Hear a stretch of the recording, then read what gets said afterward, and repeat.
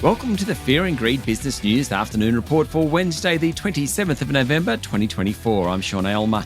Every afternoon, we've got the 5 stories that happened today that you need to know about. Story number 1, underlying inflation during the September quarter came in at 3.5%, up from 3.2%, even as the headline rate remained at a lower than expected 2.1%.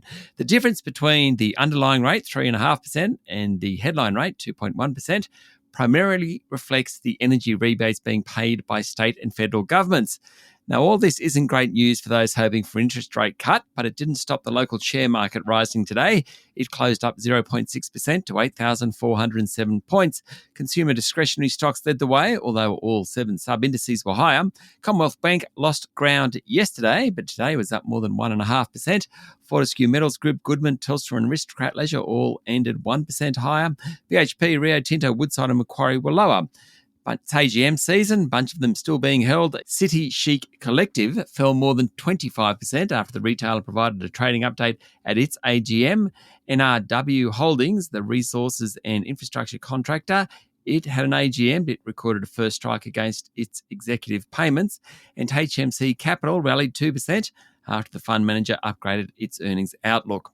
Story number 2, the value of housing construction hit a 3-year high in the September quarter, and some good news for the struggling sector. The value of residential housing jumped nearly 2% to $23.4 billion.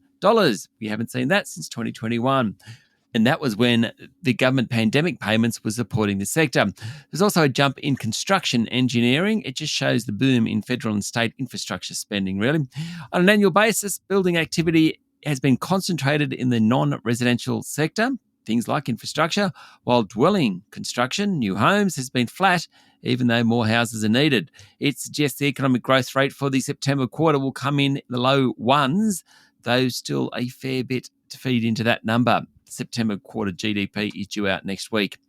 Story number 3, rare earths company Lynas today warned of ongoing volatility in commodity markets at its annual general meeting, though its share price closed up over 1%.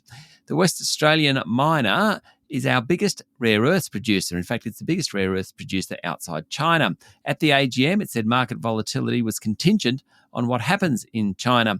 There's been price drops in rare earths used in products like air conditioning units and aircraft engines.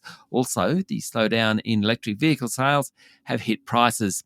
Story number 4, Web Travel, which less than 2 months ago was part of Webjet, released its half-year profit today. It made a $52.5 million profit for the 6 months to the end of September.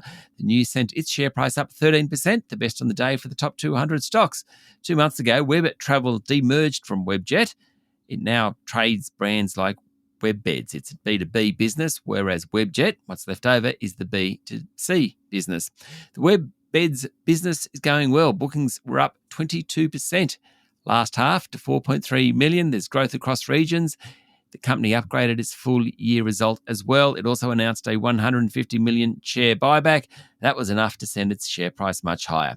And story number 5, New South Wales looks like it will escape blackouts today after Sydney recorded one of its hottest November days in the last decade or so. In the middle of the day, Premier Chris Minns came out and called on people to turn off pool pumps, dishwashers and air conditioners.